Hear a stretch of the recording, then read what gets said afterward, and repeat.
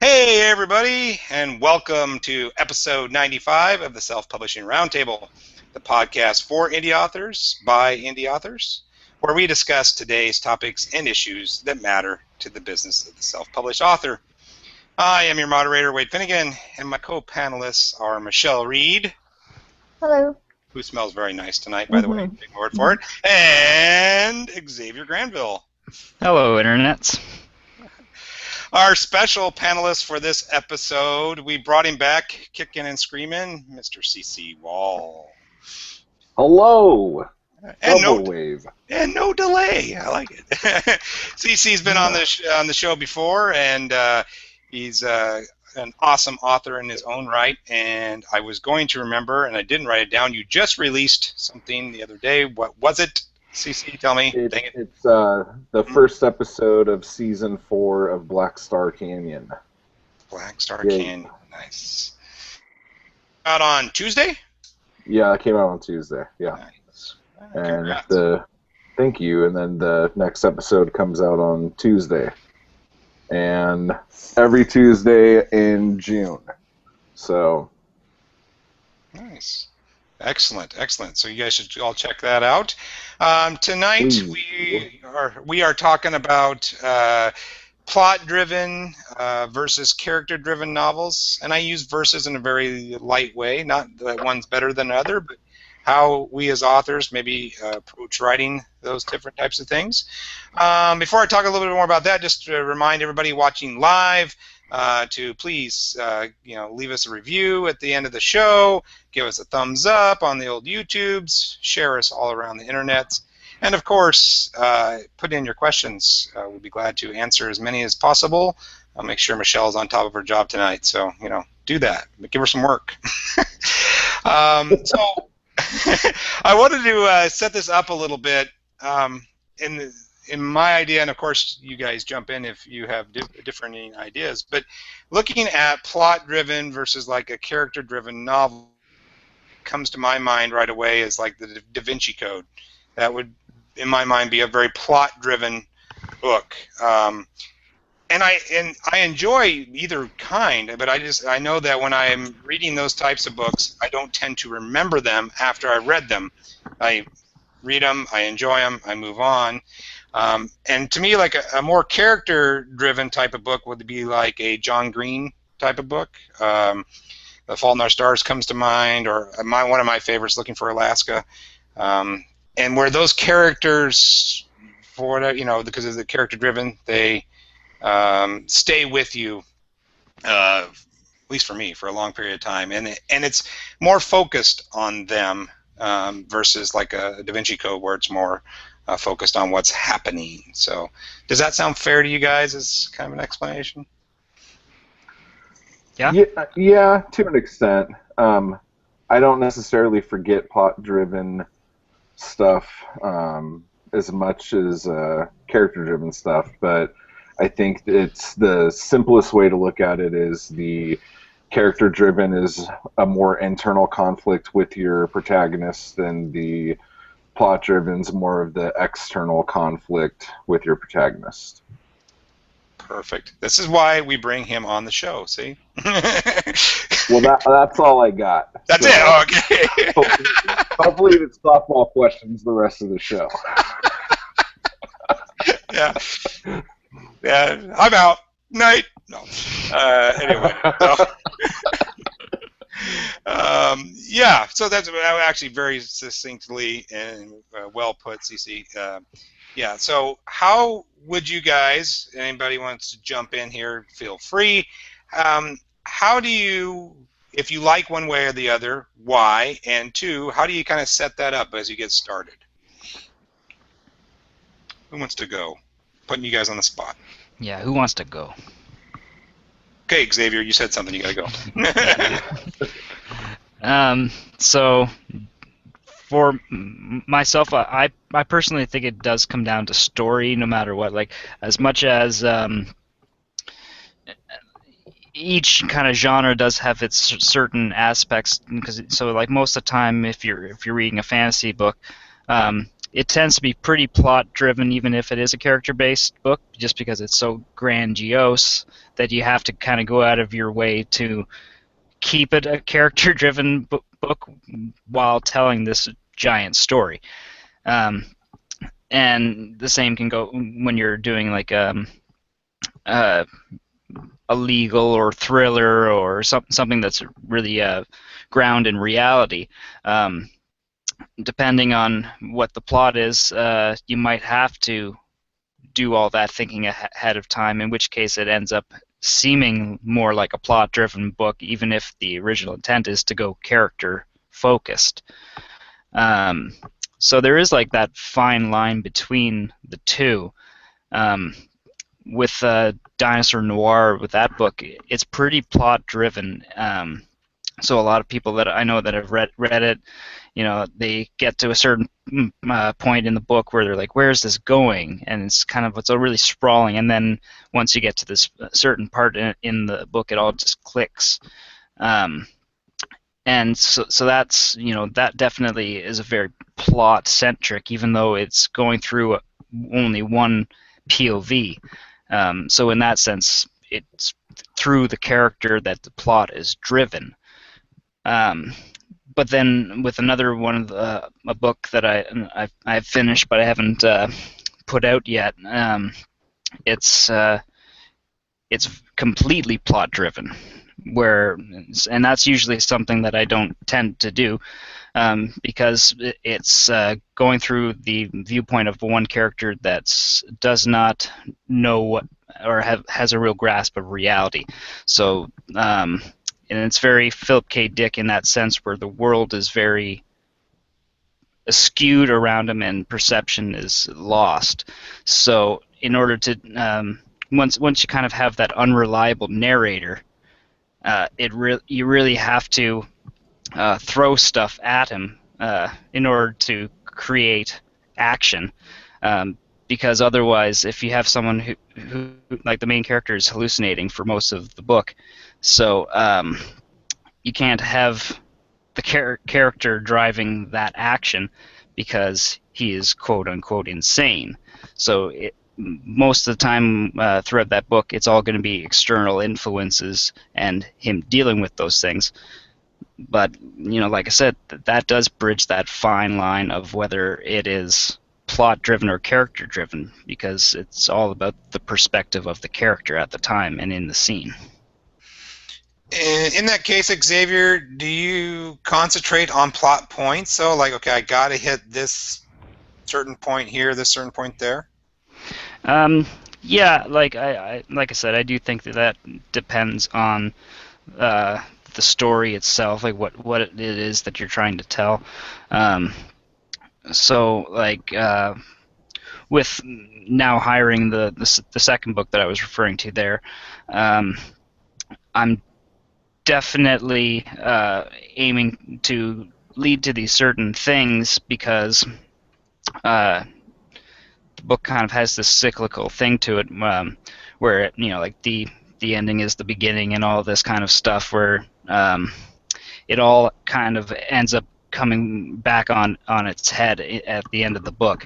So when you're approaching that type of thing, you do kind of have to have these certain set goals where you're taking the story in order to precisely execute the flow to that final thing that you're trying to pull around on. But like I said, that's that's given within the context of that story. With Dinosaur Noir, since it's a little bit more character-driven, there were a couple scenes that I just ended up opening up more for dialogue reasons, because I was just like, oh, these characters are having a much bigger conversation than I had written for. But at the same time, it makes for a more interesting scene now, rather than just being a brief conversation and then go on to the next thing.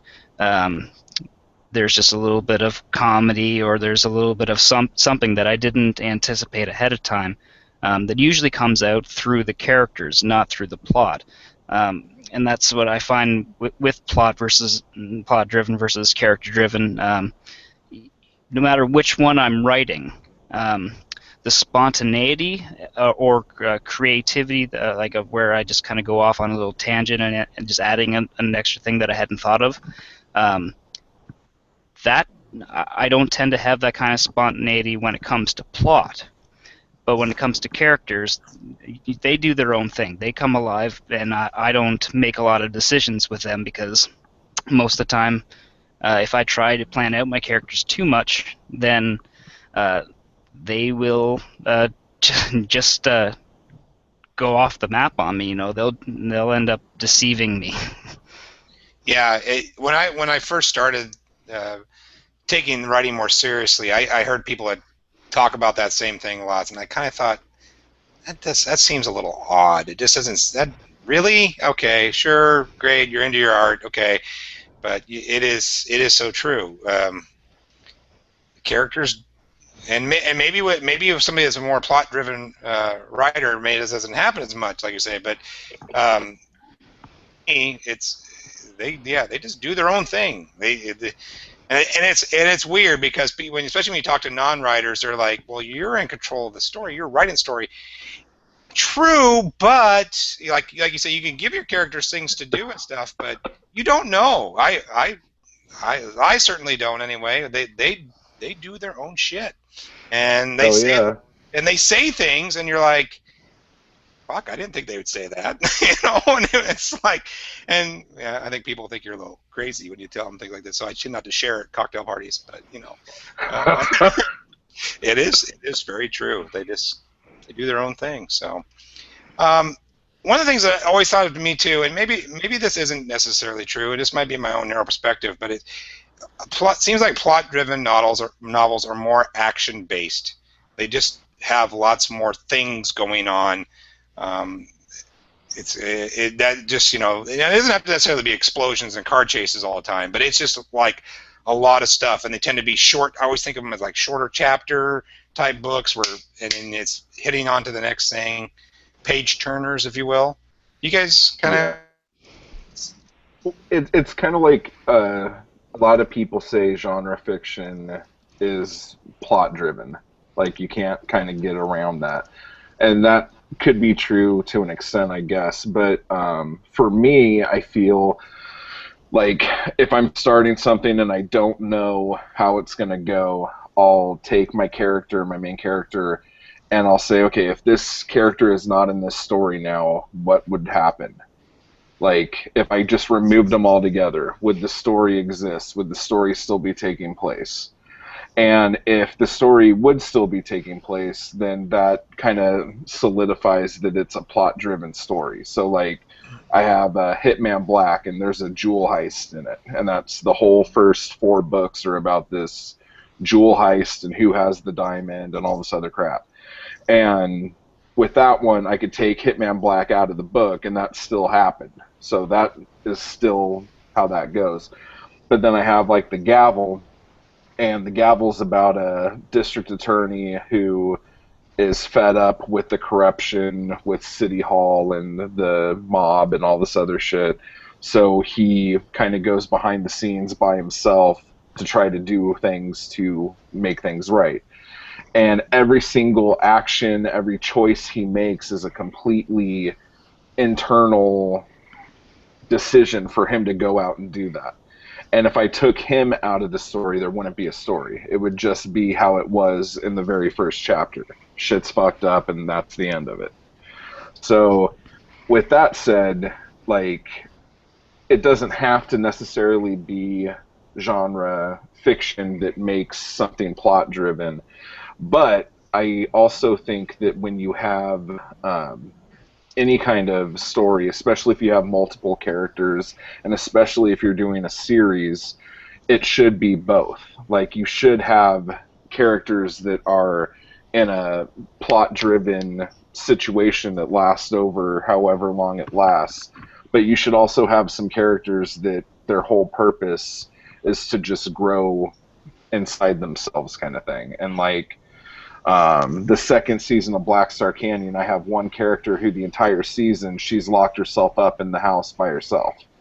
And there's people chasing a serial killer, but then when we get to her stuff, she's completely alone, trying to get over the death of her parents or just stuff like that. So I think it's possible to be doing both at the same time as well. Excellent. That kind of gets into James's question from the site. Wanted to know which was better for a series, a plot or character-driven, and I think CC hit it on the head. In order to have a series, you got to have both, right? Because otherwise, you'd probably be a standalone if you didn't have enough of a plot, or versus enough of the sub characters around to make a series. So it's just whatever you feel that you're doing, and if you feel good about what you're writing, whether it's plot or character, that's what everyone should be doing. Whatever feels good to them. Yeah, I find that the only real exception to that rule of doing a series and approaching it as character driven, that tends to only work like with detective novels and stuff like that. Like, if there's no real timeline of these events, if it's just like another case or something like that, like there's if you look at anything like the Maltese Falcon and anything that guys wrote back then, or like Sherlock Holmes, as much as Sherlock Holmes does have an ending across those series, there was no real development of character, despite the fact that it's just another Sherlock Holmes mystery.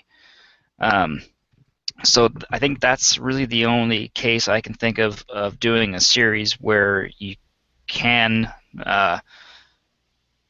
focus on only plotting the single book at a time, rather than looking at it as an overall story in itself, and then cutting that up into how many parts for a trilogy, a septology, or how many books are in the series, whatever. Yeah, I'm trying to think. I can't think of the author's name now, but maybe one of you guys will know. Sue Grafton or something like that, where she took the alphabet, and A is for alibi, B is for, and that sort of thing. And so each one of her books, in an essence, is a standalone. The only fact that it's a series is that she took the alphabet and then you use that as a way to drive people to the next book. But it's kind of like that Sherlock Holmes type of style, where you're saying. Yeah, like I think there are cases where you can focus on character as being precedent over plot.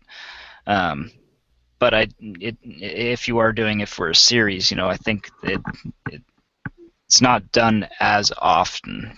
Most definitely. Sorry, I was muted there. Okay. I was just like, no, this is a comfortable silence. Just bathe in it. We got to throw in those awkward moments every once in a while, right? Yes. Yes. So, what do you guys prefer? Or, I mean, is it as it says, you always go with what the story tells you to do? Or do you guys, when you set out to write something, when you have your ideas, do you start thinking in terms of character? Do you start thinking in terms of plot? How's your guys' process when you're beginning out? CC, take it away. Okay, thank you. There you go. I always think plot first. And depending on, and I think in the group we talked a little bit about this a while back, but like if I spend a long time before I start writing something and I'm outlining for months or whatever and really getting to know the characters, it will end up being very character driven on accident, even though I'm like really trying to plot something out. If I come up with an idea of something and I start it right away, it becomes just strictly plot driven, bam, bam, bam, bam, bam. But if I take my time on the outlining aspect of it, it tends to really lean towards character, because I'm getting to know the characters so much more before we even start.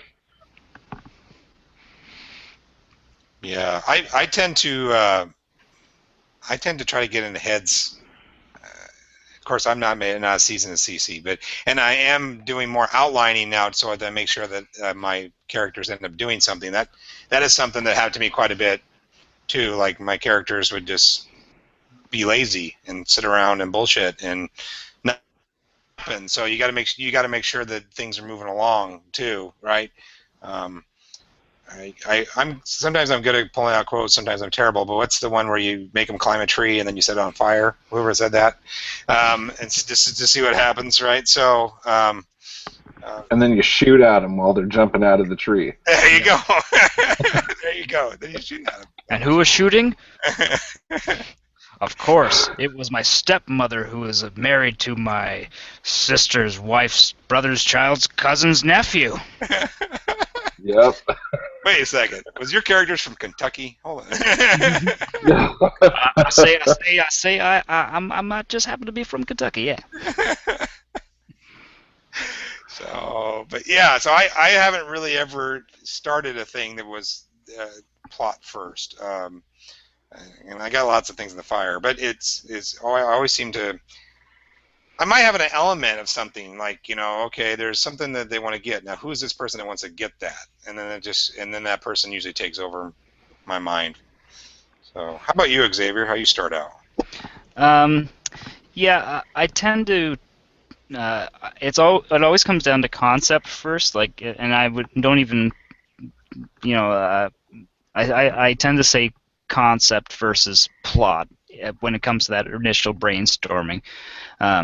Because most of my stories at the heart of it, no matter what the actual plot and no matter what the characters are, there are going to be certain questions that I'm kind of throwing out there, or an overall kind of theme. So I start with that first before any kind of plot or characters come in. It's like, what kind of overall questions am I wanting to ask, and what kind of ideas am I presenting there? So with Dinosaur Noir, as much as it is, plot, as far as the plot goes, it's very much a noir mystery with the science fiction twist with some aliens and stuff like that.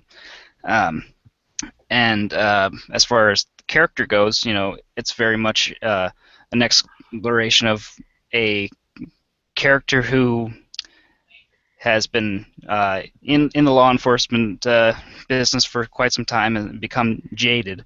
And by the end of the book, he's kind of more excited about being alive again. He's not so, just sitting in the office smoking cigarettes and doing, the usual cases every week.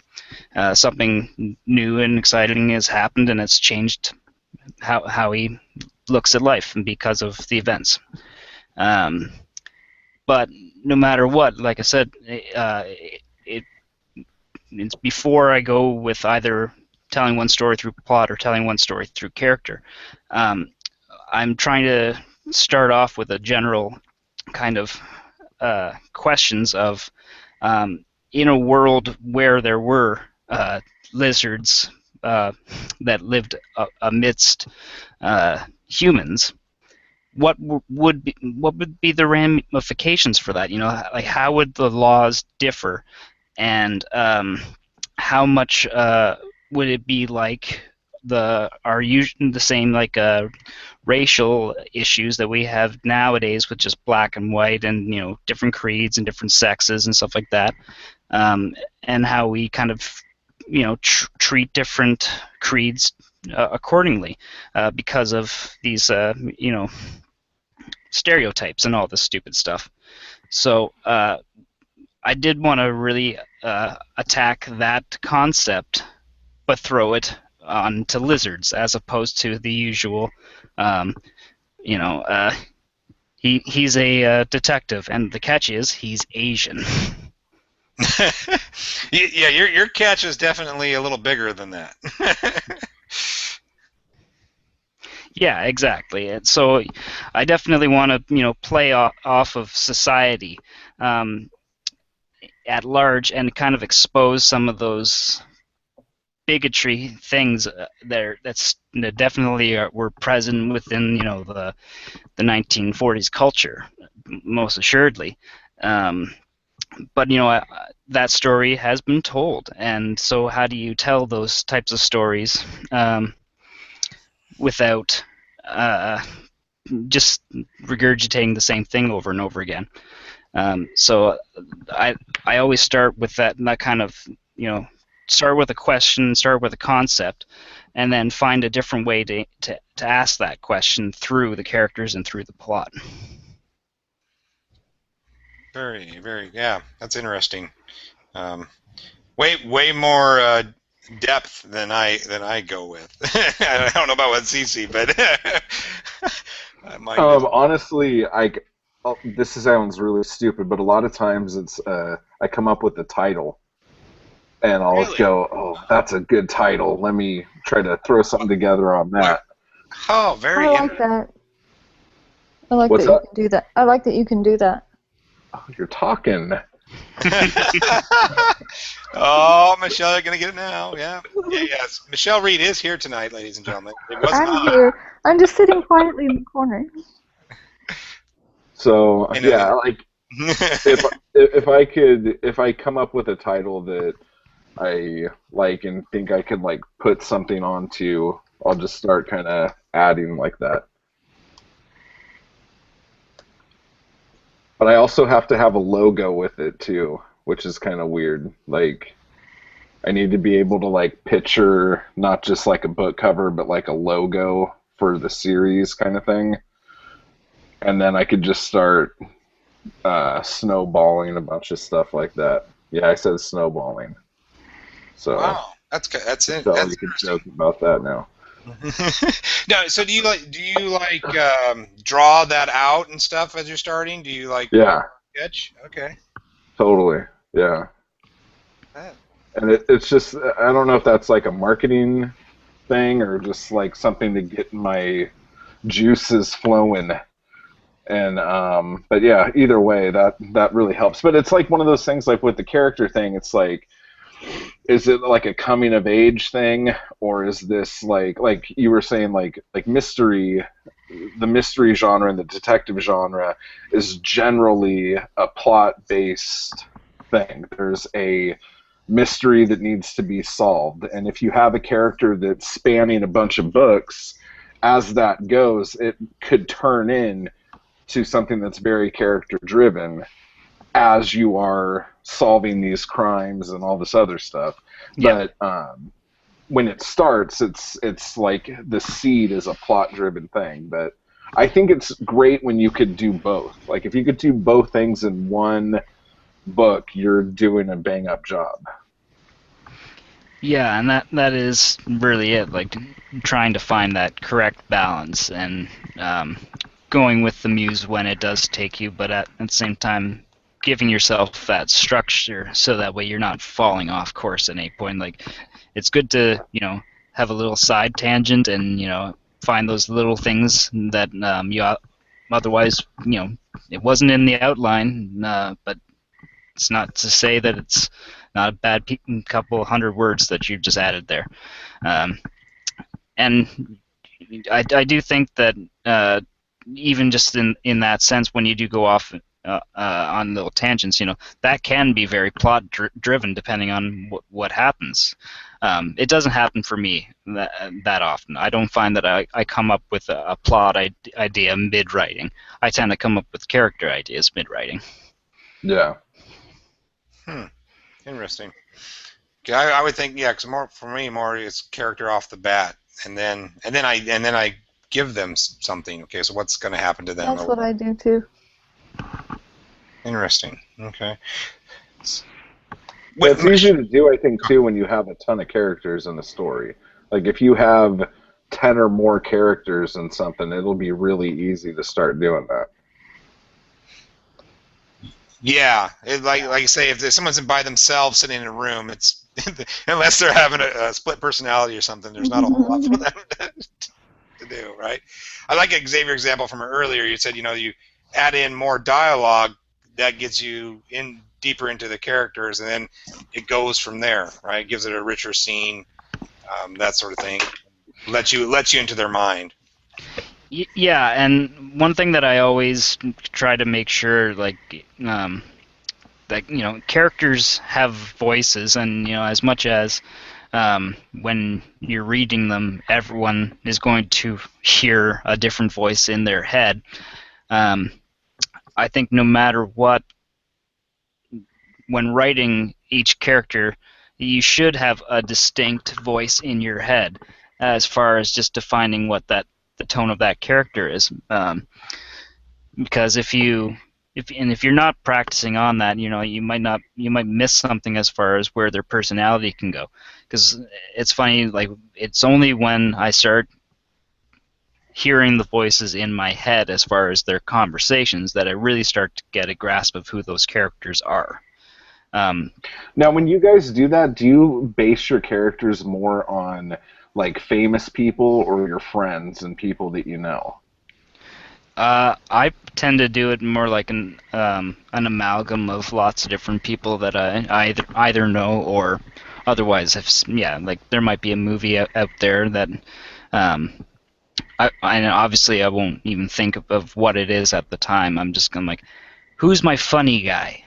I need a funny guy. Insert funny guy here.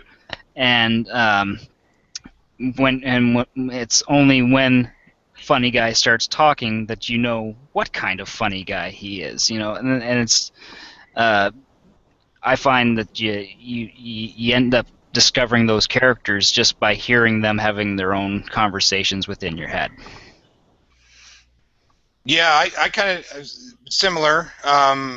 Use both famous people and people I just know, and a lot of times people from my past that I've known. So it's not like currently, but people that maybe back from high school or something like that. And I kind of like to kind of just think about how they may have changed over time and stuff, and give them scenarios. I like to do a lot of character background stuff that never makes it into the book, but I like to know like who their first date was and where do they like to go on Friday nights, and I do stuff like that all the time, just kind of to build in. Awesome.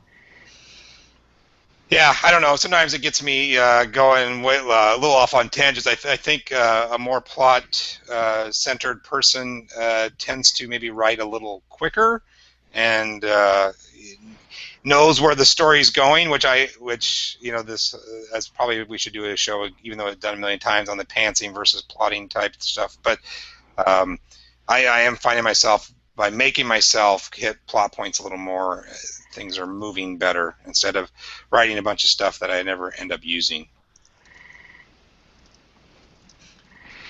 Yeah, I tend to do the same thing. Like it is tough when you kind of end up putting that work into developing or fleshing out characters, and then you end up just kind of going another way with them. Yeah, sometimes I even say to myself, all right, I'm just going to stick that guy away, and he's going to come back in another story some other place. So maybe, Or when you're just like, okay, well, and you this one character's crying, and you have it in your outlines, like, guy goes over and consoles her, and then he goes up there and just starts, yelling at this poor woman, and you don't know what happens, and you just stop typing, you're like, well, that went the wrong way. Wow, I thought I was the only person that did shit like that. That's nice to know. No, there's times when if there's a character that I just feel is either boring or just isn't working, I'll give him something really special, like really like heartfelt or something awesome, and then I'll kill him. So it's like it was worth it, But like now they're dead, and I don't have to worry about them anymore. Yeah. So that's what you get for being special.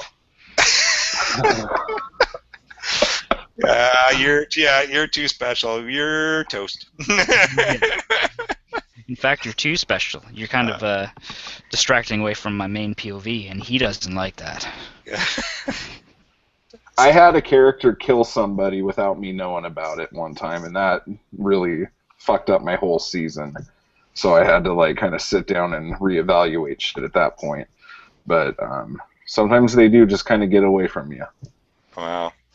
Yeah, and you couldn't stop typing, could you?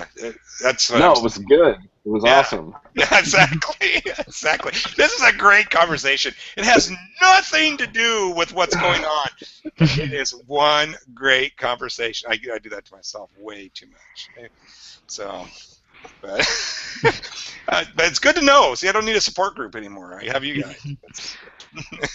I just find it funny that you found out that one of your characters had killed another character, like just afterwards. Like, I just pictured two characters talking. It's like, hey, haven't seen Phil in a while. It's like, yeah, actually, I killed him. Well, no, it was like it was a husband and a wife arguing, and she slapped him, and I'm like, oh my god, I can't believe she slapped him. And then he pushed her, and I was like, oh, what a motherfucker, I can't believe that. But then she fell and hit her head on the oven, and then there was a pool of blood. Oh. And I was just like, oh. And then I'm like, well, she's got to be dead now, because now this is going to give this fucker something to do. Because before he was just flipping burgers and shit. So now he has to bury a body or whatever, right? So, exactly. Now he's really living. Oh, nice. Good lord. I need to be more of a horror murder writer. That sounds like too much fun. Yeah, no, and that's like. I didn't. What? I said just kill some people. Go ahead, Xavier. Yeah. Okay. Yeah. And I was gonna say, and it's great to like in the same, even if you're not killing someone, pulling the rug out from your POV is always great. And that's really like with now hiring the one unpublished book that I have that's in development. Most of the scenes will have either like some sort of crazy cliffhanger ending where it's just like he's having a discussion with someone. He looks out the window and turns around, and there's no one there. The guy's not just he was there, and now he's not. He looks over the desk, and the guy's just fucking dead and just like been shot multiple times, but there was no sound, nothing to give away how the guy died. He's just suddenly he is dead. And of course he looks down and he's got the gun in his hand. Oh shit, I did this. Oh. So it is great when you get to do those things where you just, because of perspective, you can throw in a plot wrench, as I call it, but it's completely through the POV perspective. So in that sense, it really just throws both the character and the reader for a spin immediately. Now, is there a way to be able to take that plot wrench and turn that into something that makes that character become a character-driven character for the next however many chapters or whatnot?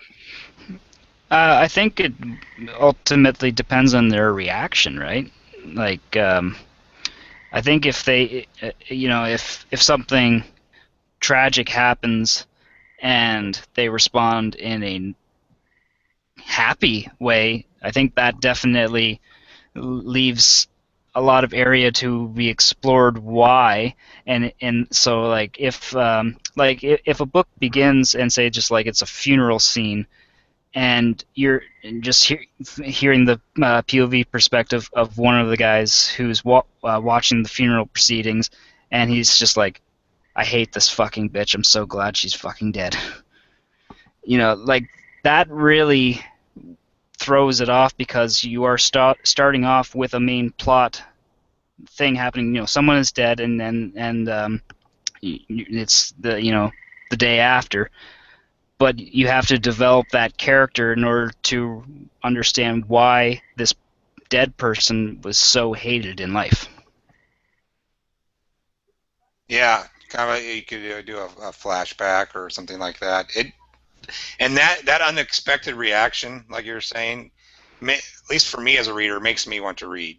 Right? It's like, oh, I wasn't expecting that kind of reaction. Why the hell are they? What's fucked up about them or whatever? And so, and that's why I think I tend to like character-driven stories are why they stick with me more, because then I really want to get to know that person and what makes them tick, and why are they the way they are. But you know, like Cece said at the beginning, it's not that the other book is forgettable. It's just the way when I read, I tend to like to kind of get into their heads and figure out who this person is. But a lot of plot-driven books and movies are very entertaining to me and make me want to continue to read.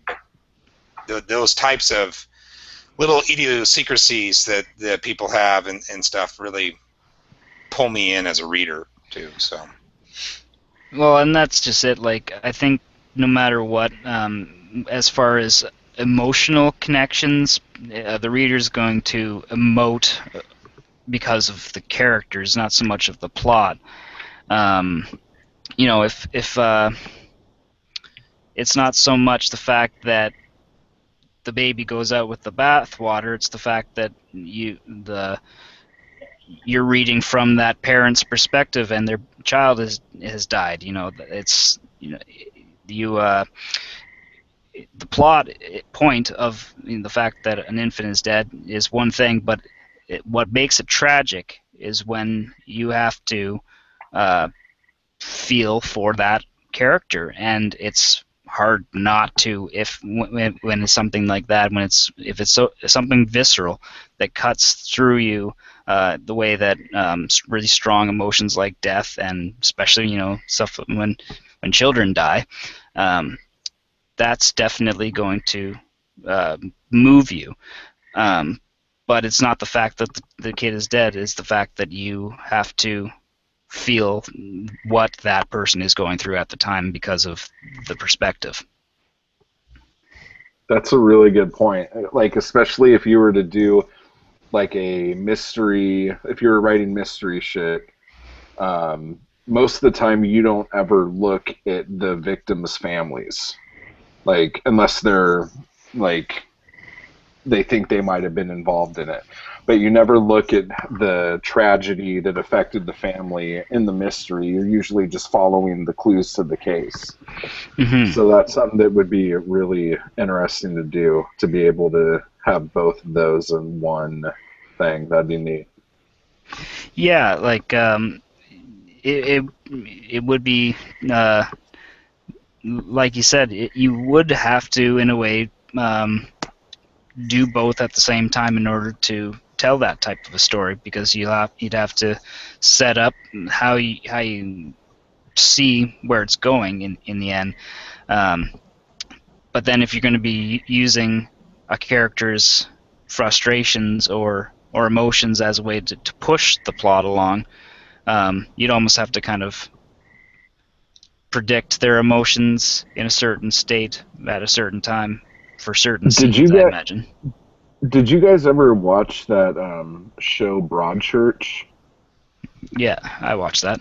No. Yeah, that's a good example of it, because they're trying to solve this murder of this child, but the whole show's intercut with the family just completely falling apart, and like the whole town really falling apart over the tragedy of the event, but the police trying to solve the crime and all that other stuff. That's a good one. Yeah, and I recommend it. Yeah, and it's definitely a good example for that. Yeah, Broadchurch is awesome, and it's got David Tennant. You can't argue with David Tennant. Would that be on Netflix? Would you be able to get that there? I think so. Yeah, or at least I can't remember if I saw it on Netflix or Hulu, but I saw it somewhere. I think I'd seen it on Netflix. I got to at least ask Michelle this. Michelle, has any of your characters ever died in any of your books? Yes. Okay, and how did you handle that? I killed them, and then I didn't feel bad for them because they were a bad person. Okay. Okay. Is that good enough? Sure. Yeah, and I had like a little weenie girl like me kill them too. Nice. So it was good times. Yeah. But those are called T-girls. I don't know what that is, but. So you live in vicariously. your characters, Michelle? I don't know what I don't know. I'm out of the loop too. I don't know what a T-girl is either. So I don't know if I should be insulted or just clap or what. they're probably gonna go crazy on the No. side because they're gonna go, "You dumbass." But I anyway. know, right? Oh well. Oh well, that's all right. Yeah, I use my ninja mommy skills in my books. Ninja mommy skills. Killed them with a credit card or something, right? Yes. Or by nagging. Death You're- by That's a bad way to die. That's almost the I same. know, it's torture. You gotta play with your food before you eat it. Like a cat. Mm-hmm. Nice. Do we have any questions from the site tonight? Are our live viewers doing their job? No, they are just talking amongst themselves, and it's great, but no. No. Okay. I went in one time and there was something about sticky keyboards, and I'm like, okay, I'm out. Yeah, Matt's having issues, and he airs his dirty laundry right here, so. Yeah. Well, it's good for him. He needs an outlet. I ran through my list of questions, gentlemen. I really did. So you gotta help me out here a little bit. I thought somebody would ask something. We have 10 minutes left in the show, so. Well, Wade just called me a gentleman, so we have that. Well, you were the thank you, silent. sir. You were the silent partner tonight, right? So. Yes. Yeah. Silent but deadly. James says there's someone outside my window. Oh. It looks like it. I think it's probably James. Right? Yeah, it does. Right over your left shoulder, it does kind of look that way. Which way's my left? No, there's nobody out there. Thanks for making me look. Yeah, there is. There's like CC, you see it too, right? There's like a reflection. Yeah, I totally do. Yeah. That is. That's kind of weird. Well, they'll just have to wait, or they'll have to come in and get me. The iTunes people are going, well, Hey, take our word for it. There's a window behind her, and yeah. somebody's out there. It's called. Yeah, you can nag them. It's fine. Yeah, that's right. She could nag them to death. They just want to watch the show.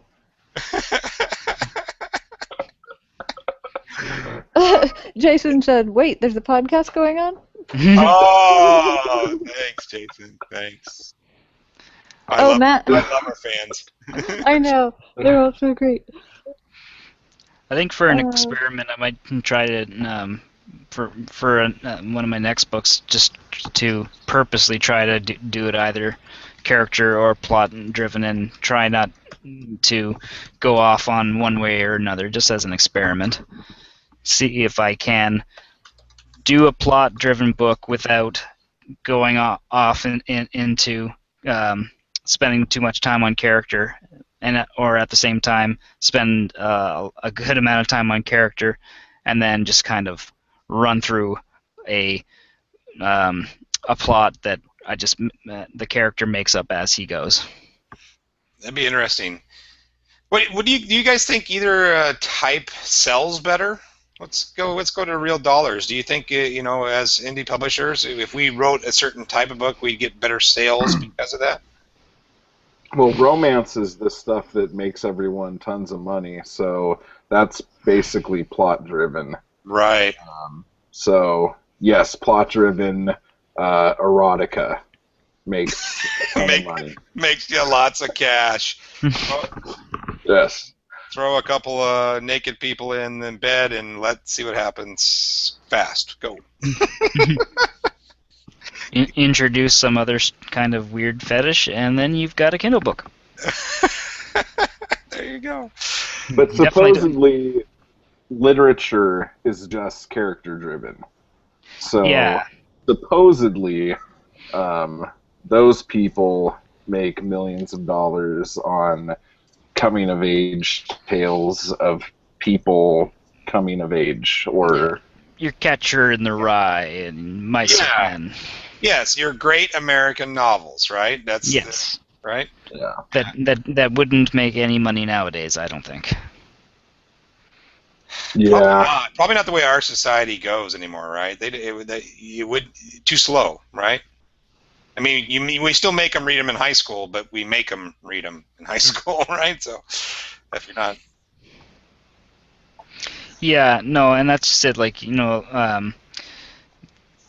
that just shows how much of modern day culture, as far as our television shows and our media and all these different stories that we're consuming in whatever fashion, they tend to be more plot driven than character driven. Here's just a random question kind of about this, fucked up situation maybe. Do you think that the big publishers, when they are thinking of taking a book and putting a lot of money behind a book, look at it and say, we could make a shit ton of money off of this book once we sell this to Hollywood, and they make a giant movie off of it? Like, is that something that kind of goes in with them actually picking up a book and deciding how much money to put behind the marketing of it? Yeah, it's a good question. I think in the YA genre, I think so. I mean, your Divergence, Hunger Games. I mean, I would think that had to come into play. It just seems too convenient not to. Yeah, but then like, I don't know, like a Nicholas Sparks, right? How many of his books they've turned into movies, and that's romance too. I think maybe it's wide appeal. Maybe CC is like if you got a book that will appeal to a lot of. Yeah, I think that's really it in the end with Hollywood. It's how many markets can you appeal to, and that's why they end up trying to push something that probably should be rated R, but they want to try to get as many people into the theater, so they put it as PG-13. Yeah, for sure. And I do think that the niche markets are out there as far as film goes, but it's unlike with kind of a cult favorite book, cult favorite movies, they tend to have thousands, if not millions of dollars having to be put into them in order to get the movie off the ground in the first place, whereas with a book it takes an author and time. So it's tough with film as far as what you can get off the ground, and this is coming from too many years working in independent film, because unlike with books where you can make a name for yourself by selling your own books, and that can lead to a publishing contract. With film, it's much harder to become a 20th Century Fox signed director if you do not already have a 20th Century Fox film already out. It's kind of like the Gentleman's Club. You have to somehow have already proved that you can make a film before you have already made a film. Which is half-assed backwards, because how are you gonna? Yeah, exactly. It's a very catch-22 industry. So unfortunately, half of the great ideas that could come out in TV and film don't end up getting past the writers' room. Do you guys ever? I mean, it's gotta go segue, but oh well. We don't have to be professional. Do you ever think about market before you start writing, or do you just start writing the story and then hope it has a market? I did not think about market when I wrote Dinosaur Noir. I'll tell you that much. There wasn't it. There, you created your own. I wrote that for Buddy Gott. Market of 1. I did it twice, and both times I thought it was a horrible idea. It was a horrible idea after the fact. Like, I did, under another name, I did a zombie book, and then I did a vampire book because I was feeling like the other name I was writing under, the shit was too weird, and I needed to just get like a normal base of horror fans into the books I was writing. So I'm like, okay, then I'm not going to write my awesome cockroach book. I'm going to write just a normal vampire book and a normal zombie book and see what the fuck happens. And it almost killed me emotionally just trying to do that because I didn't want to write them at that time, and I was putting other shit on hold. So yeah, that was not good for me. I know that there's people out there who could fucking bang that shit out and are amazing at doing that stuff, but I need to really want to be writing what I'm writing when I'm writing it. Yeah, I tend to have the same problem, and that's tends to be why I have a couple things on the go at once, just so that way I can have that option of being able to switch back and forth. And like, I don't feel like hanging out in a world with a bunch of lizard detectives, so I'll jump over to my epic fantasy series, or I'll jump over to my Gods and Goddess series. You know, just so that way I can still enjoy what I'm writing at the time, despite the fact that, of course, I have these 3 books that, you know, in the end, they all need to get done. But there's not much point in straining over which 2,000 words you get in that day, if no matter what, you're getting that 2,000 words in. Yeah, good point. And the fact that you get to hang out with lizard detectives at all anyway makes for, you know, a pretty awesome... I got a pretty cool job. Yeah, yeah. Anyway, what do you do? I hang out with lizard detectives, you know. Yeah, no big deal. No big deal. Do you not do that? Are you the only one that does that? That's crazy. No, I don't. I thought there were more. No? Okay. Oh, okay. Alrighty then. Michelle, it's up on the hour. Do you have anything you want to add, or a question from the site or anything? No, I'm still catching my breath from jumping up and killing that giant spider that just ran across my floor. So, no, I'm good. With nagging it to death. I nagged it so hard. It was just like, I give up. No, I don't. If you need a good ghostwriter, go on Fiverr and look me up. That's all I have to say. That's all you have to say. Mm-hmm. Now, I mean, if you keep writing all this ghostwriting stuff, though, I might have to start flipping you some crap about getting your fiction done, too. So, you know. Yes, well, other people's stuff is more exciting than mine. I doubt that. It's fun. I like it. Michelle, let me ask you this question. In doing the ghostwriting stuff that you've been doing, have you been inspired to do something different than what you normally write for yourself? Yes, I only did it so I could practice writing every day because I wasn't writing every day, and I would like complain about it and stuff. So I did the ghostwriting like as a paid internship to teach me how to write every day, and it totally worked. So what do you want to do now?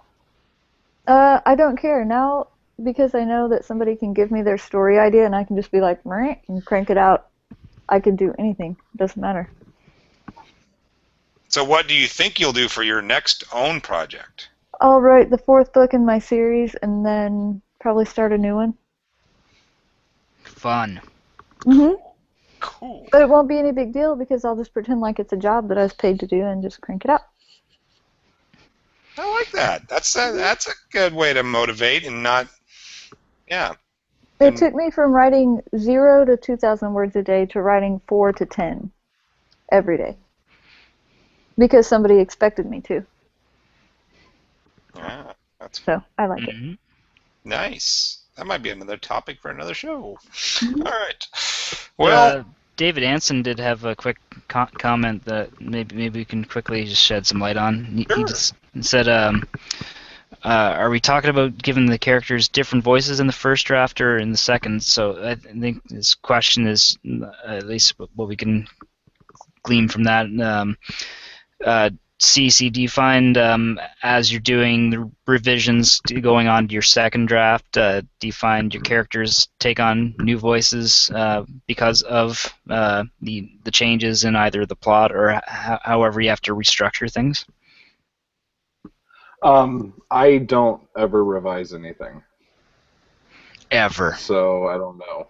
I write and then it goes to the editor and then I publish it. Awesome. Well, that's awesome, but at the same time, I'm going to say this. You suck!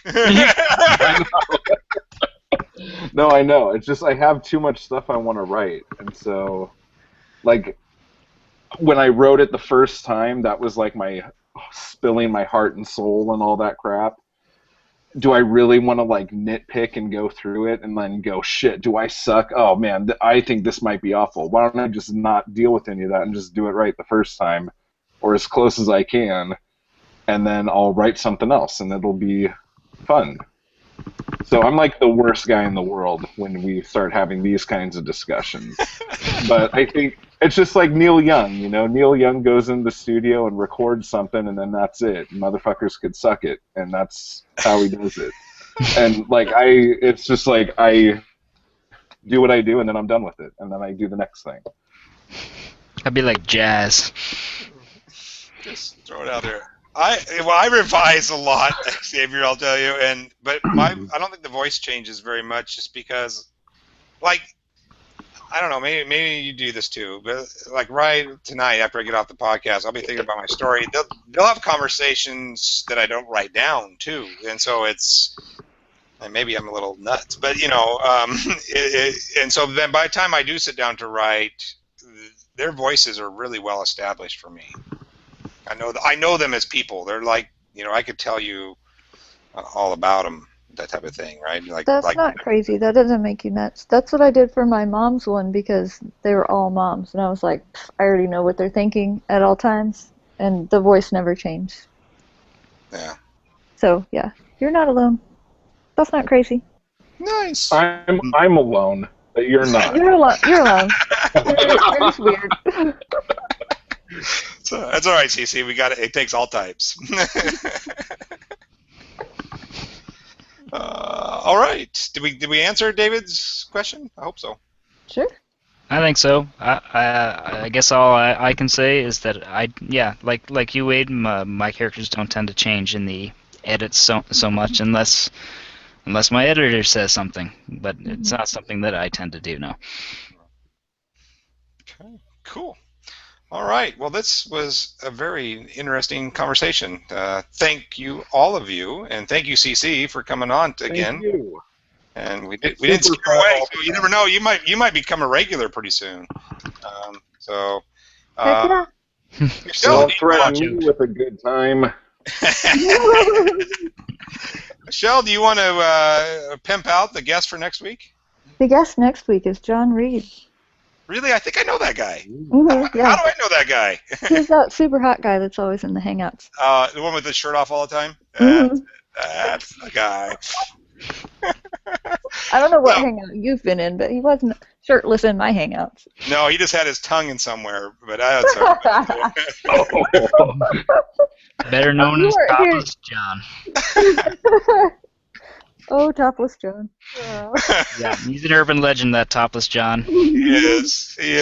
Somewhere he's taken off his shirt. I think he's going to talk a little bit about being a spouse of a writer, right? Yeah. Is that what he's going to talk about? Yes, he is. You have to have a good sense of humor, obviously. Obviously. And hopefully he talks a little more than you do as a moderator, so that will be good. I was just tired tonight, and there's a creepy guy outside my window. It's fine.